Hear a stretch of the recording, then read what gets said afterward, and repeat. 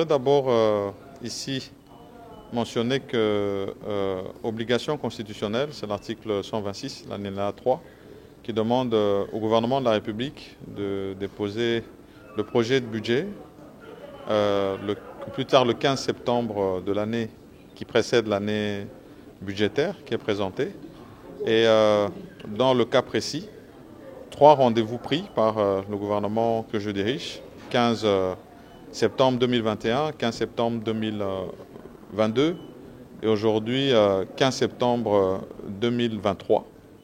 Et rendez-vous rencontrés et respect de la Constitution dans le cadre de la présentation de ce projet de budget. Je voudrais mentionner que pour celui-ci, il est déposé effectivement en équilibre à hauteur de 40 463 milliards de francs congolais. Il est en hausse de 24,7% par rapport à l'exercice budgétaire 2023, du moins en tout cas au budget promulgué par son Excellence Monsieur le Président de la République, qui lui était à 32 453 milliards de francs congolais. Et ici, je voudrais revenir sur les priorités qui nous ont toujours été assignées par son Excellence Monsieur le Président de la République en ce qui concerne ces questions budgétaires et là où nous devons plus mettre un accent sur les attentes de la population. Nous avons bien sûr le secteur de la défense qui, lui, sans cesse demande à ce que nous puissions y mettre et y allouer le plus de moyens possible, donc un accroissement par rapport au fonds du secteur de la défense et même sur la question des obligations que nous avons par rapport au nouveau cadre que nous avons pris. Vous savez que nous avons pris un engagement d'aller vers une force de la réserve, de la défense, et donc tout cela est pris en compte. À côté de cela, nous avons 2 autres secteurs qui viennent immédiatement après, la question de la gratuité de l'enseignement qui doit se poursuivre, qui a déjà porté ses fruits et qui tous les jours demande à ce que nous puissions mettre encore plus de moyens. C'était près de 6 millions d'élèves qui ont bénéficié, 6 millions d'élèves de plus qui ont bénéficié de cette gratuité, donc on veut chaque jour que ce chiffre puisse augmenter. Et au niveau de la santé, qui est notre 3e priorité, nous avons voulu aussi rencontrer cette question de la couverture santé universelle avec cette innovation sur la gratuité de la maternité et puis le suivi post-accouchement. Et donc, nous avons alloué suffisamment de moyens pour poursuivre ce programme qui est aussi une obligation autant comme celle de la gratuité de l'enseignement, une obligation constitutionnelle. Et nous allons poursuivre les réformes. Et le reste des moyens que nous avons, c'est par rapport à ces engagements que nous avons pris par rapport à ces différentes réformes. La diversification de notre économie, avec plus de moyens à l'agriculture, à la pêche et l'élevage, mais aussi à l'industrie avec les nouvelles zones économiques spéciales, et garder un accent sur ce qui est des infrastructures. Vous savez que nous sommes très engagés sur le programme des 145 territoires. Et tous les jours, aujourd'hui, maintenant, avec des assignations précises sur les routes de dessert agricole avec le ministère du Développement rural, nous avons garanti d'avoir plus de moyens dans ces investissements. On parle de 54% en plus par rapport aux investissements.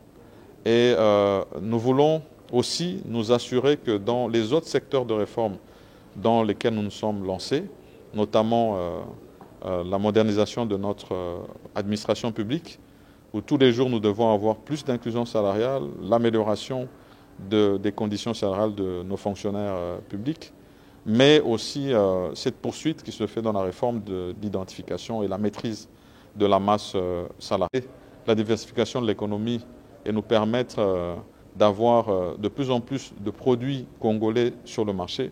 Nous devons mettre un accent sur la recherche scientifique avec 3% du budget qui est alloué à ce secteur. Et donc, voilà les grandes lignes, en tout cas si jamais je peux les donner ainsi, peut-être en rappelant que dans le cadre des obligations que nous avons prises vis-à-vis de l'Assemblée nationale sur le budget programme, nous avons 7 ministères sectoriels qui, eux, vont déjà expérimenter cette approche de budget programme, parmi lesquels l'enseignement supérieur, nous avons la défense, nous avons l'agriculture, le développement rural, la santé. C'est déjà pour ne citer que cela. Et nous gardons aussi un œil sur la poursuite du processus électoral, parce qu'il faudrait que je sois le plus complet possible. Nous allons avoir législatives présidentielles et les nationales et les provinciales, une partie des locales. Nous allons garantir que pour le début de l'année prochaine, étant donné que c'était une demande de la CENI, nous puissions avoir aussi des moyens à allouer sur la poursuite du processus électoral, d'abord au niveau local, mais aussi au niveau sénatorial qui viendra par la suite, et donc des moyens aussi alloués à ce secteur-là. Donc nous allons avoir l'occasion de poursuivre cet échange et donc plus de détails à donner au niveau de la présentation de ce budget, des projets de budget qui sera fait ici à la Chambre basse du Parlement. Et je crois que pour toutes les autres questions, notamment dans le secteur de la justice, dans le secteur du travail, où nous avons aussi autant d'obligations, l'identification de la population, la poursuite, la délivrance de la carte d'identité, autant de défis dans lesquels nous sommes engagés, autant d'innovations. Et le gouvernement va garder le cap en tenant compte bien sûr de tous les engagements que nous avons avec l'économie mondiale. Au moment où nous parlons déjà de 5e revue, et garantir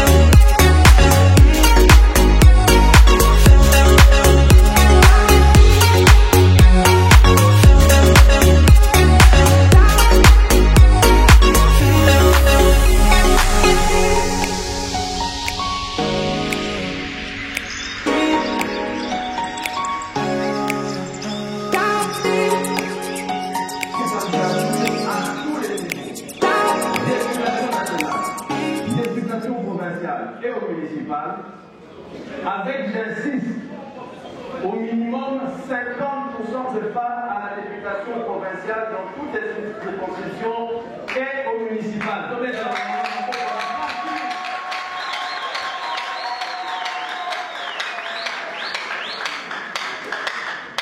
Rajoutez à cela la présence aujourd'hui dans cette salle. Il y a Bilingué, ma jeune. Oui, nous sommes là. Les femmes qui représentent la majorité de notre population. Tout cela prouve de manière claire que notre parti est issu des citoyens et de la population. Notre ambition en tant que parti politique est d'une part de rompre avec le système de gouvernance prédateur qui a pris le pays en otage depuis beaucoup trop longtemps. Mais également, mais surtout, de proposer un projet de refondation qui tient compte des défis, des priorités et des problèmes réels auxquels les citoyens sont confrontés. Le contrat social dont on a parlé tout à l'heure, qui a été récemment publié par le réseau citoyen de la société civile Pona-Congo, contrat auquel notre parti a déjà formellement adhéré, reprend l'essentiel de ses priorités et nous en tenons compte. Je ne veux pas être long, car aujourd'hui c'est la journée de notre cher parti. Alternative citoyenne AC Congo RDC. Je voudrais dire encore une fois merci à Santisana, Matondo, Kwasakudila, Kwasakudila, Ntondele, à tous aujourd'hui. Ensemble, nous allons changer le Congo. Ce changement ne peut avoir lieu que si chacun d'entre nous s'implique et s'engage. Cette candidature à la primaire sera la candidature de tous. Nous allons, nous, en tant qu'alternative citoyenne, gagner cette primaire, n'est-ce pas?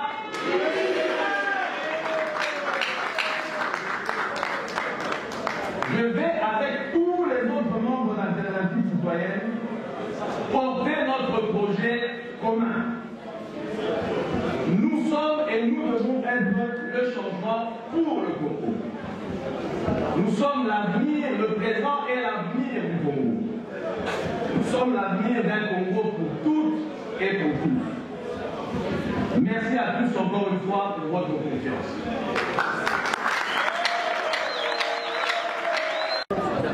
Les événements d'aujourd'hui.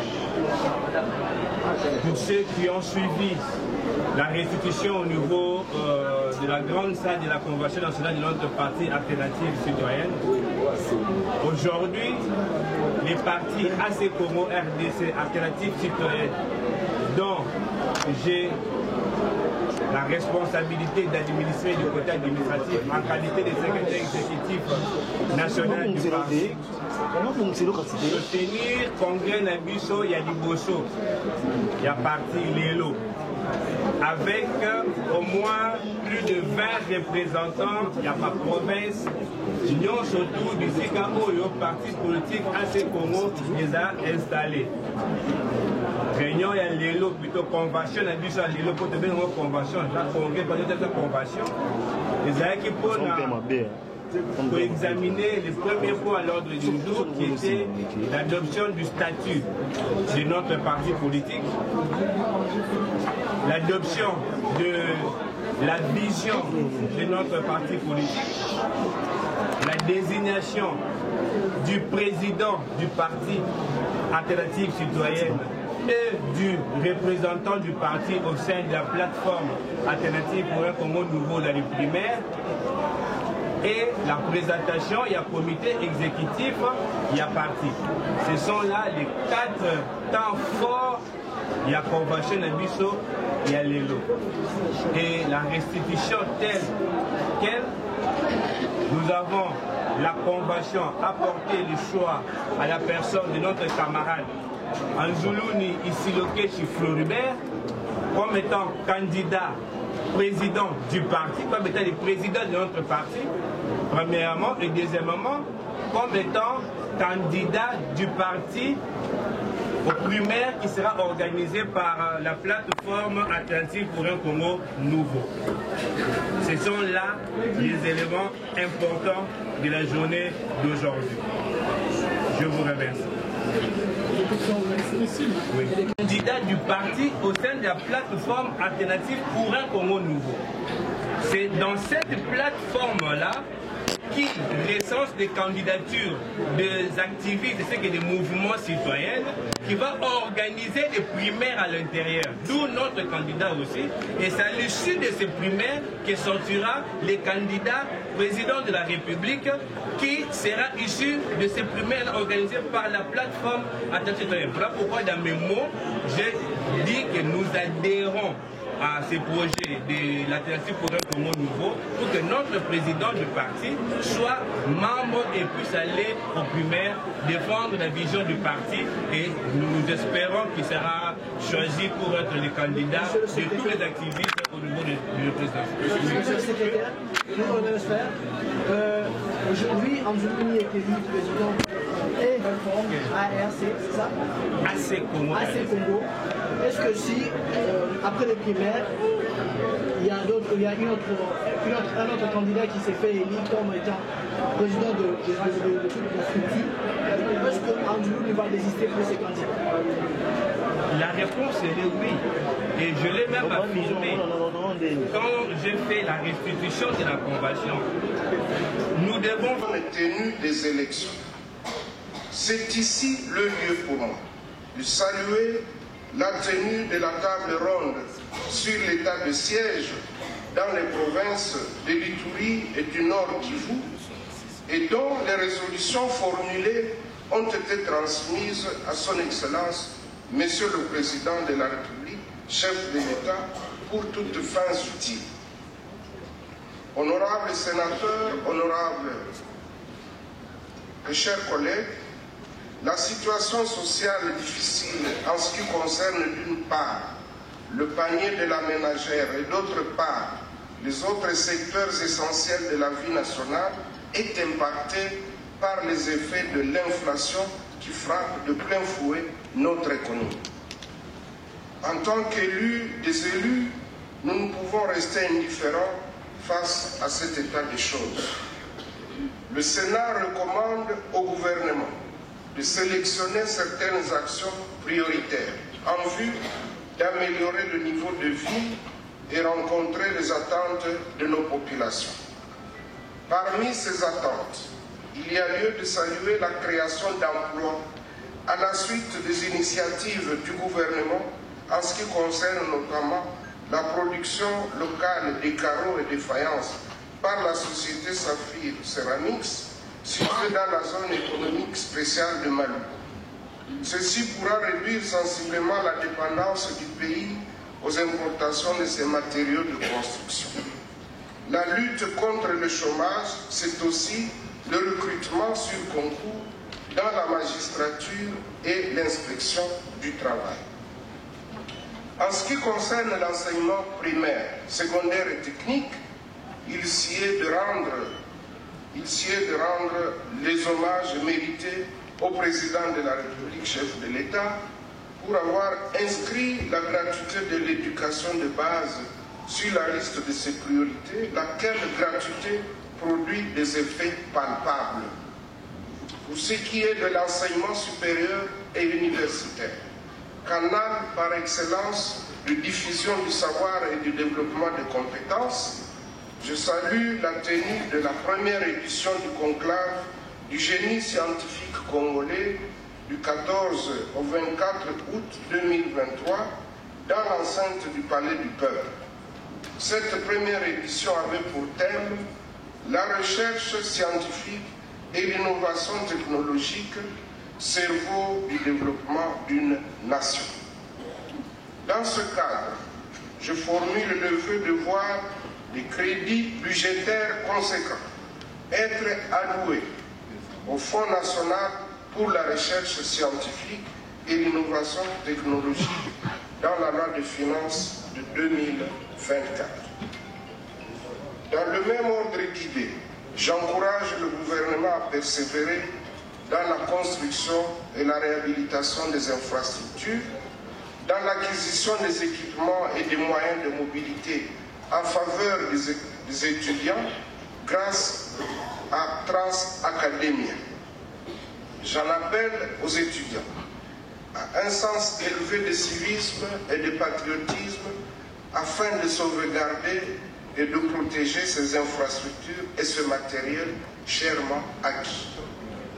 Honorables sénateurs et chers collègues, dans notre pays, les soins de santé restent un défi majeur à relever.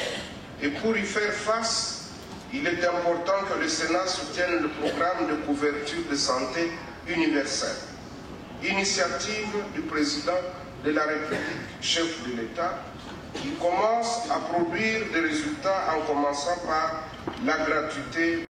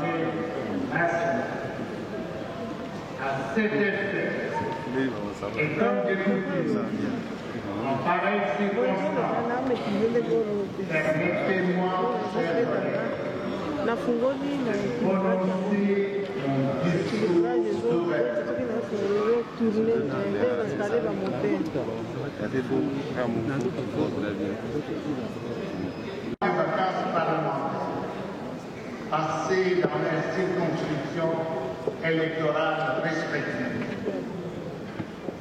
Je tiens également, au nom des honorables députés nationaux, à celui du bureau de l'Assemblée nationale et au mien ordre, à présenter nos vœux de cordiale bienvenue à nos distingués invités et à toutes celles et à tous ceux qui ont accepté d'honorer l'Assemblée nationale en rehaussant de leur présence la cérémonie de ce jour. Au cours des vacances parlementaires qui viennent de s'achever, la République démocratique du Congo a connu certains événements malheureux et a causé la mort et la désolation parmi nos compatriotes. Il s'agit notamment de la poursuite des actes de barbarie perpétrés dans les provinces du Nord-Kivu et de l'Ituri par les M23, branche armée terroriste du Rwanda, et par d'autres groupes armés terroristes opérant dans cette partie est de notre pays. Il y a lieu en nous de signaler les cas de nos compatriotes tués récemment à Goma et celui du lâche et odieux assassinat de l'honorable chérifin Kokeni Senga, député national. Dans des circonstances, les procédures judiciaires en cours vont certainement éliciter. L'on peut également signaler les cas de nos compatriotes du territoire de Calais, dans la province du Sud, victimes de catastrophes naturelles ayant causé d'importantes pertes en vie. Nos pensées vont partir aux éléments de nos forces de défense et de sécurité engagés dans différentes opérations militaires pour assurer la sécurité de nos frontières et la défense de l'intégrité du territoire national. J'adresse les condoléances les plus attristées et exprime toute notre solidarité aux familles effrayées. En mémoire de ces compatriotes décédés, j'invite solennellement l'auguste Assemblée ainsi que nos distingués invités à observer